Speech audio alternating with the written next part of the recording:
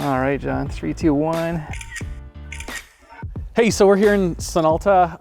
I wanted to make a video documenting this rental property purchase because it was a cool one for me. I've done a couple in the past, and for the most part they've gone well, but this one was much more unique and is going to require a lot more work, but is also, I think, a better opportunity than ones I've worked on in the past. So I thought it'd be cool to make some short videos, partially for myself to look back at in the future, but then also to kind of show some friends and stuff what my process is for these kind of things. And the only reason I've had any success so far is because of the amazing friends and connections I have helping me, because I don't really have any idea what I'm doing.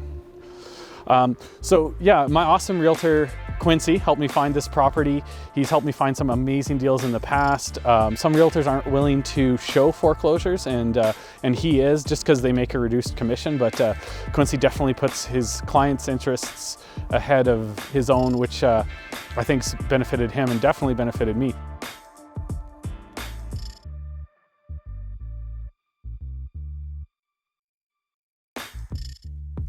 Hi, my name's Quincy Neufeld. I'm with CIR Realty. I've been in real estate for just about 20 years. I have a background in custom home building, and I have personally bought and sold 30 of my own properties. For John, I was looking around the market and we found this downtown investment foreclosure property.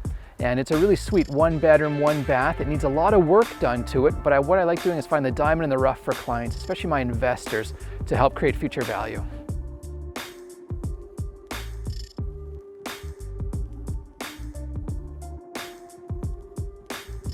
For every client, I like providing an exceptional experience. I like starting off with maybe it's a coffee meeting or at my office or at the first showing, and we sit down and really discuss what the client's looking for and digging into exactly if it's an investor client, where proximity to the downtown core or to universities or employment centers like the South Health Campus. When I'm looking for properties for a client, I look at new home listings, I look at existing on the market, and I also look through the foreclosure and investment properties. Often within the foreclosure land, there can be some real gems, especially if someone's willing to roll up their sleeves and do quite a bit of work. So in this case, John's got a property.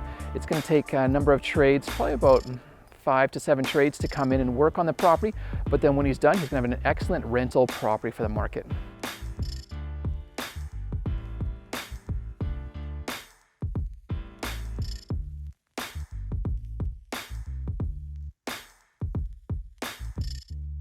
So anyways, yeah, this condo took a long time to close. It had to go through the courts. There was some back and forth on offers because it is a foreclosure.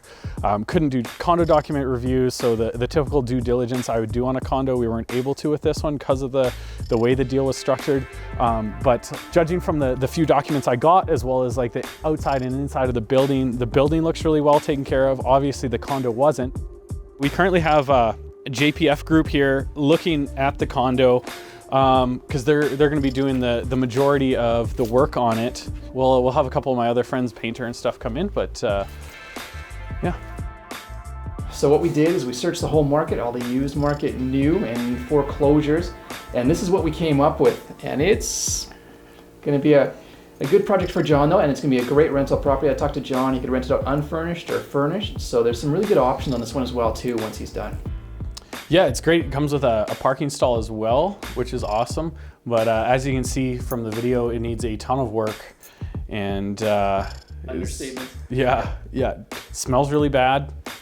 There's still food in the fridge and stuff. Kind of a weird situation, but definitely an exciting project to take on. And I'm looking forward to seeing how it progresses.